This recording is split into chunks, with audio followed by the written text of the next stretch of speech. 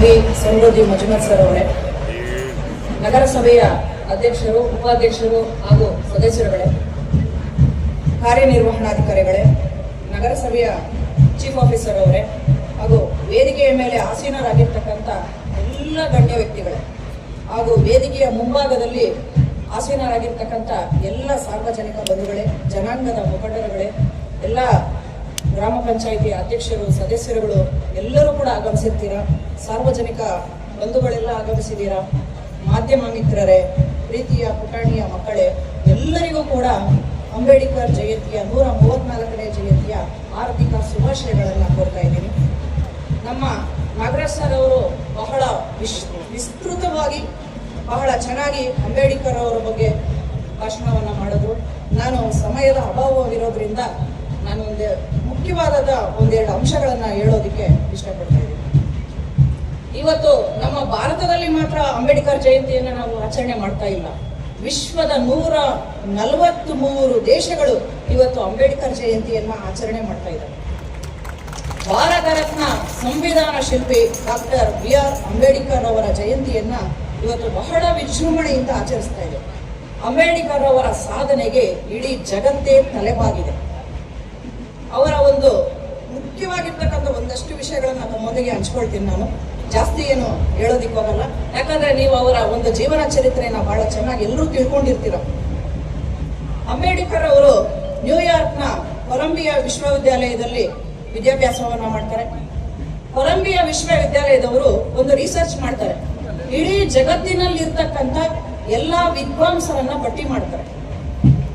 ನ್ಯೂಯಾರ್ಕ್ನ Colombia ವಿಶ್ವವಿದ್ಯಾಲಯದವರು ಆ ಒಂದು ಪಟ್ಟಿಯಲ್ಲಿ ಮೊದಲ ಸ್ಥಾನದಲ್ಲಿ ಫಸ್ಟ್ ಸ್ಕಾಲರ್ ಅಂತ ಹೆಸರು ಪಡೀತಕ್ಕಂಥವರು, ಇಡೀ ವಿಶ್ವದಲ್ಲೇ ಮೊದಲ ಸ್ಥಾನದಲ್ಲಿ ಹೆಸರು ಪಡೀತಕ್ಕಂಥವರು ಡಾಕ್ಟರ್ BR ಅಂಬೇಡ್ಕರ್ ಅವರು. ಈಗಲೂ ಕೂಡ ಅಲ್ಲಿ ಕಂಚಿನ ಪ್ರತಿಮೆಯನ್ನು ಸ್ಥಾಪನೆ ಮಾಡಿದ್ದಾರೆ.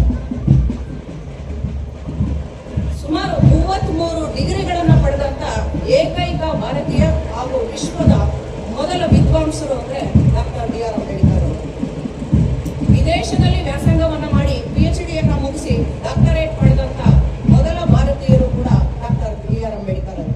ಹೀಗೆ ಹೇಳ್ತಾ ಹೋದ್ರೆ ವಿಶ್ವದಲ್ಲಿ ಪ್ರಪ್ರಥಮ ಸ್ಥಾನವನ್ನ ಬಹಳಷ್ಟು ಅಂಶಗಳಲ್ಲಿ ಇವರೇ ಪಡೆದಿದ್ದಾರೆ. ಅಂಬೇಡ್ಕರ್ ಅವರ ಜೀವನ ಚರಿತ್ರೆಯೇ ಒಂದು ದೊಡ್ಡ ಗ್ರಂಥಾಲಯ ಇದ್ದಾಗೆ.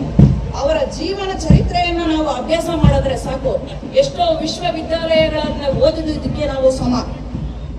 ಅವರ ಒಂದು ಜೀವನ ಚರಿತ್ರೆಯನ್ನ ಓದ್ತಾ ಹೋದ್ರೆ ನಮ್ಮ ಹೃದಯದ ವೈಶಾಲ್ಯತೆ ಬೆಳೀತಾ ಹೋಗುತ್ತೆ, ನಮ್ಮ ಮನಸ್ಸಿನ ವೈಶಾಲ್ಯತೆ ಬೆಳೀತಾ ಹೋಗ್ತದೆ, ನಮ್ಮ ಮನಸ್ಸು ವಿಶಾಲವಾಗುತ್ತಾ ಹೋಗುತ್ತೆ.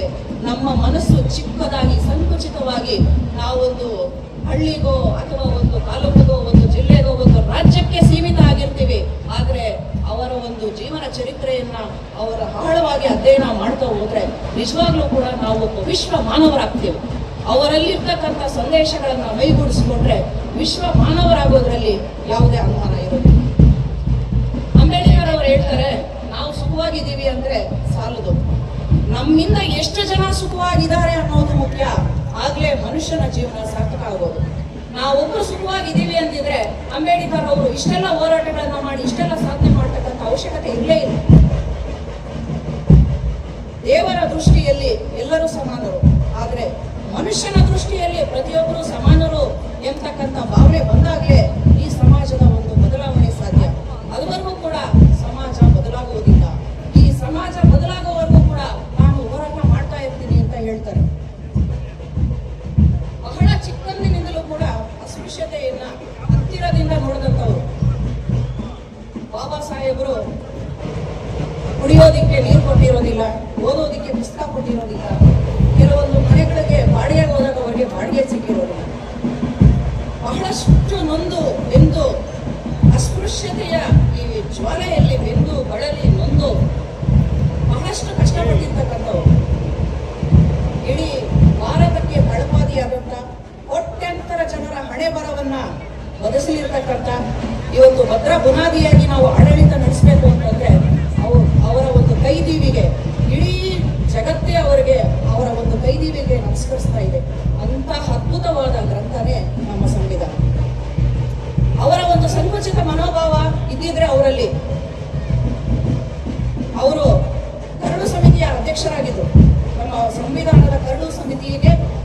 ಅಧ್ಯಕ್ಷರಾಗಿದ್ದು. ಅವ್ರೇನಾದ್ರು ನಾನು ಮೊದಲಿಂದ ಕಿರುಕುಳ ಅನುಭವಿಸ್ತಾ ಬಂದಿದ್ದೀನಿ, ಅಸ್ಪೃಶ್ಯತೆಯನ್ನು ಅನುಭವಿಸ್ತಾ ಬಂದಿದ್ದೀನಿ, ನಾನು ಯಾಕೆ ಇಷ್ಟೆಲ್ಲ ಮಾಡಬೇಕು ಅನ್ನೋ ಒಂದೇನಾದ್ರೂ ಅವರ ಸಂಕುಚಿತ ಮನೋಭಾವ, ಸಣ್ಣ ಮನಸ್ಸೇನಾದ್ರೂ ಅವರಲ್ಲಿ ಬಂದ್ಬಿಟ್ಟಿದ್ದಿದ್ರೆ ನಿಜವಾಗ್ಲೂ ಕೂಡ ಇವತ್ತು ಬೃಹತ್ ನಮ್ಮ ಲಿಖಿತ ಸಂವಿಧಾನ ಏನಿದೆ, ಇಡೀ ಪ್ರಪಂಚದ ಮೆಚ್ಚುಗೆಯನ್ನು ಗಳಿಸಿರ್ತಕ್ಕಂಥ ಈ ಸಂವಿಧಾನವನ್ನ ರಚನೆ ಮಾಡಕ್ ಸಾಧ್ಯನೇ ಇರಲಿಲ್ಲ. ಅವರು ಈ ಸಂವಿಧಾನದ ಕರಡು ಸಮಿತಿಯ ಅಧ್ಯಕ್ಷರಾಗಿದ್ದುಕೊಂಡು ಇಡೀ ಭಾರತದ ಜನಾಂಗವನ್ನ ಮನಸ್ಸಲ್ಲಿ ಇಟ್ಕೊಂಡಿದ್ರು. ಮೇಲ್ವರ್ಗದವರು, ಕೆಳವರ್ಗದವರು, ಶೋಷಿತ ಸಮುದಾಯದವರು, ಮಹಿಳೆಯರು, ಕಾರ್ಮಿಕರು, ರೈತರು, ಹೀಗೆ ಯಾವುದನ್ನು ಭೇದ ಭಾವ ಮಾಡಲಿಲ್ಲ. ಜಾತಿ, ಮತ, ಭೇದ, ಲಿಂಗ ತಾರತಮ್ಯ ಯಾವುದನ್ನು ಅವರು ಪರಿಗಣಿಸಲಿಲ್ಲ.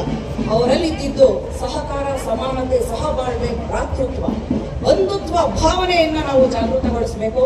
ನಮ್ಮ ಭಾರತದ ಏಕತೆ, ಐಕ್ಯತೆಯನ್ನ ನಾವು ಸಾಧಿಸಬೇಕು ಅಂತಕ್ಕಂಥ ಒಂದು ವಿಶಾಲ ಮನೋಭಾವನೆ ಅವರಲ್ಲಿ ಇದ್ದಿದ್ರಿಂದಲೇ ಇವತ್ತು ನಮ್ಮ ಸಂವಿಧಾನ ಇಡೀ ಜಗತ್ತಿಗೆ ಪ್ರಸಿದ್ಧಿಯಾಗಿದೆ, ಜಗತ್ತಿಗೆ ಮಾದರಿಯಾಗಿದೆ. ಯಾವುದೋ ಒಂದು 4 ರಾಜ್ಯಗಳನ್ನ ಇಟ್ಕೊಂಡಿರ್ತಕ್ಕಂಥ ದೇಶ ಸಂವಿಧಾನವನ್ನು ರಚನೆ ಮಾಡೋದು ಬಹಳ ಸುಲಭ.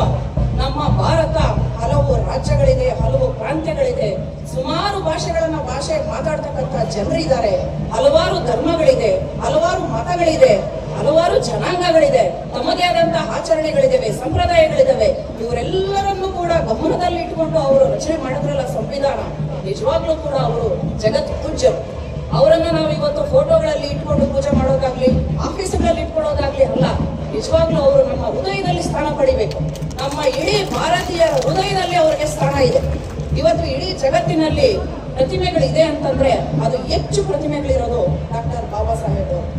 ಇಡೀ ಭಾರತದಲ್ಲಿ ನಾವು ನೋಡಕ್ ಹೋದ್ರೆ ಹೆಚ್ಚು ಪ್ರತಿಮೆಗಳು ನಮಗೆ ಕಾಣ್ತಕ್ಕಂಥದ್ದು ಬಾಬಾ ಸಾಹೇಬ್ ಅಂಬೇಡ್ಕರ್ ಅವರು.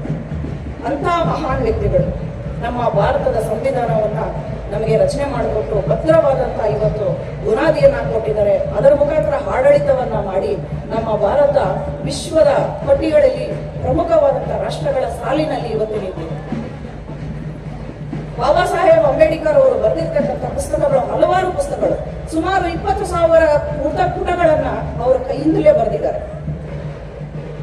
ಅಂತ ಮಹಾನ್ ಭಾವರು, ಅಷ್ಟೊಂದು ತಾಳ್ಮೆ ಇತ್ತು.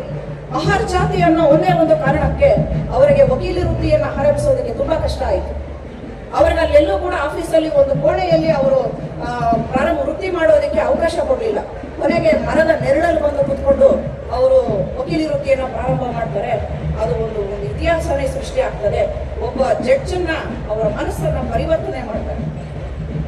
ಹೀಗೆ ನಾವು ಹೇಳ್ತಾ ಹೋದ್ರೆ ಬಾಬಾ ಸಾಹೇಬ್ ಅಂಬೇಡ್ಕರ್ ಬಗ್ಗೆ ಬಹಳಷ್ಟು ನಾವು ಹೇಳ್ತಾನೆ ಹೋಗ್ಬೋದು. ಯಾರನ್ನು ಕೂಡ ಅವರು ಕಡೆಗಣಿಸಲಿಲ್ಲ. ಸಂವಿಧಾನವನ್ನು ರಚನೆ ಮಾಡುವಾಗ ಪ್ರತಿಯೊಬ್ಬರನ್ನು ಗಣನೆಗೆ ತೆಗೆದುಕೊಂಡ್ರು. ಶೋಷಿತ ವರ್ಗದ ಸಮುದಾಯಗಳಾದಂತ ಮಹಿಳೆಯರಾಗ್ಬೋದು, ಕಾರ್ಮಿಕರಾಗ್ಬೋದು, ಎಲ್ಲರನ್ನೂ ಕೂಡ ಮುಖ್ಯವಾಹಿನಿಗೆ ತರೋ ಪ್ರಯತ್ನ ಮಾಡಿದ್ರು. ವರ್ಣ ಮತ್ತು ಜಾತಿ ವ್ಯವಸ್ಥೆಯಿಂದ ಸ್ತ್ರೀಯರ ಒಂದು ಪಾಡು ಹೇಗಿತ್ತು ಅಂತಂದ್ರೆ ನಿಜವಾಗ್ಲೂ ಕೂಡ ಸ್ತ್ರೀಯರು ಅಂಧಕಾರದ ಕೂಪದಲ್ಲಿ ಬಳಲ್ತಾ ಇದ್ರು. ಸತಿ ಸಹಗಮನ ಪದ್ಧತಿ ಇತ್ತು, ಬಾಲ್ಯ ವಿವಾಹ ಪದ್ಧತಿ ಇತ್ತು, ಬಹುಪತ್ನಿತ್ವ ಪದ್ಧತಿ ಇತ್ತು.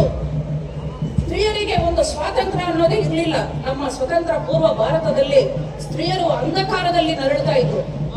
ಏನಾದ್ರೂ ಮಾಡಿ ಸ್ತ್ರೀಯರಿಗೆ ಒಂದು ಮುಖ್ಯವಾದ ಸ್ಥಾನವನ್ನ ಕೊಡಬೇಕು, ಸ್ವಾವಲಂಬಿಗಳಾಗಬೇಕು, ಅವರನ್ನ ಮುಖ್ಯವಾಹಿನಿಗೆ ಕರ್ಕೊಂಡ್ಬರಬೇಕು. ಗಂಡು ಹೆಣ್ಣು ಎಂತಕ್ಕಂಥವರು ಸಮಾನರು. ಯಾವಾಗಲೂ ಹೆಣ್ಣು ಹಿಂದೆ ಬೀಳ್ತಾಳೋ ಗಂಡು ಒಬ್ಬನೇ ಈ ಪ್ರಗತಿ ಸಾಧಿಸೋದಕ್ಕೆ ಸಾಧ್ಯ ಇಲ್ಲ ಅಂತ ಮನಗಂಡ್ರು. ಕೊನೆಗೆ ಹಿಂದೂ ಕೋಡ್ ಬಿಲ್ ಯಾವಾಗ ಪಾಸ್ ಆಗ್ಲಿಲ್ವೋ ಅವಾಗ ಕಾನೂನು ಮಂತ್ರಿಗಳಾಗಿರ್ತಾರೆ ಇವರು. ತಮ್ಮ ಮಂತ್ರಿ ಪದವಿಗೇನೆ ರಾಜೀನಾಮೆ ಕೊಟ್ಟು ಹೊರಗಡೆ ಬರ್ತಾರೆ. ಎಂತ ಮಹಾನುಭಾವರು ಅಂದ್ರೆ ನಿಜವಾಗ್ಲು ತನ್ನ ಒಂದು ಇದಕ್ಕೆ ಅವರು ಯಾವಾಗ ಈ ಕೋಡ್ ಬಿಲ್ ಪಾಸ್ ಆಗ್ಲಿಲ್ಲ ಅಂತ ಗೊತ್ತಾಗುತ್ತೋ ಆಗ್ಲೇನೆ ಅವರು ಮಂತ್ರಿ ಪದವಿಗೆ ರಾಜೀನಾಮೆ ಕೊಡ್ತಾರೆ. ಇವತ್ತು ನಾವೆಲ್ಲರೂ ನೋಡೋದಕ್ಕೆ ಸಾಧ್ಯನಾ? ನಿಜವಾಗ್ಲೂ ಇಲ್ಲ. ಇವತ್ತು ಪೂಜೆ ಮಾಡ್ತಕ್ಕಂಥದ್ದು ನಾವು ದೇವರನ್ನೆಲ್ಲ ನಮ್ಮ ಬಾಬಾ ಸಾಹೇಬರು. ನಿಜವಾಗ್ಲೂ ಕೂಡ ಅಂಬೇಡ್ಕರ್ ಅವರು ನಮ್ಗೆಲ್ಲರೂ ಕೂಡ ಸಾಹೇಬರು. ಅವರನ್ನ ಸಾಹೇಬರು ಅಂತ ಕರೆಯೋದಕ್ಕೆ ನನಗೆ ಬಹಳ ಇಷ್ಟ ಆಗ್ತದೆ. ನಿಜವಾಗ್ಲೂ ಕೂಡ ಅವರ ಒಂದು ಆದರ್ಶ, ಅವರ ಒಂದು ಇದನ್ನ ನೀವೆಲ್ಲ ಇಲ್ಲಿ ಆಚರಣೆಗಳ ಮುಖಾಂತರ, ಮೆರವಣಿಗೆಗಳ ಮುಖಾಂತರ, ಪಲ್ಲಕ್ಕಿಗಳ ಮುಖಾಂತರ ಎಲ್ಲ ನೀವು ತೋರಿಸ್ತಾ ಇದ್ದೀರಾ. ಇದನ್ನೆಲ್ಲವನ್ನು ಮಾಡಿ ಆದ್ರೆ ಅವರು ಏನ್ ಹೇಳಿದಾರೋ ಅದನ್ನ ದಯವಿಟ್ಟು ಹೃದಯದಲ್ಲಿ ಮನಸ್ಸಲ್ಲಿ ಇಟ್ಕೊಂಡು ನೀವೆಲ್ಲ ಜೀವನ ಮಾಡ್ಬೇಕು. ಆಗ್ಲೇ ಅವ್ರು ಹೇಳಿದ್ದಕ್ಕೆ ಒಂದು ಸಾರ್ಥಕ ಆಗೋದು. ಅವರ ಒಂದು ಸಂದೇಶ, ಅವರ ಆದರ್ಶಗಳು ಏನಿದೆಯೋ ಅವರ ಹಾದಿಯಲ್ಲಿ ನಾವು ನಡಿಬೇಕು. ಆಗ್ಲೇ ನಮ್ಮೆಲ್ಲರ ಜೀವನ ಸಾರ್ಥಕ ಆಗ್ತಕ್ಕಂಥದ್ದು. ಸೊ ಬಾಬಾ ಸಾಹೇಬರ ಬಗ್ಗೆ ನಾನು ಹೇಳ್ತಾ ಹೋದ್ರೆ ಇನ್ನೂ ಹೇಳ್ತಾನೆ ಇರ್ತೀನಿ. ಮಾನ್ಯ ಶಾಸಕರು ಒಂದೆರಡು ನಿಮಿಷದಲ್ಲಿ ಮುಗಿಸಮ್ಮ ಅಂತ ಹೇಳಿದ್ದಾರೆ. ಮತ್ತು ಇಲ್ಲಿ ಬಂದಾಗ ಮಾತಾಡಬೇಕು ಅಂತ ಅನಿಸುತ್ತೆ. ಇರಲಿ, ನಮ್ಮ ಮುಂದೆ ಮಾತಾಡ್ಬೋದು. ಸೊ ಇಷ್ಟು ಹೇಳೋದಕ್ಕೆ ಅವಕಾಶ ಕೊಟ್ಟಂತ ತಮ್ಮೆಲ್ಲರಿಗೂ ವಂದಿಸ್ತಾ ನನ್ನ ಮಾತನ್ನು ಮುಗಿಸ್ತೇನೆ.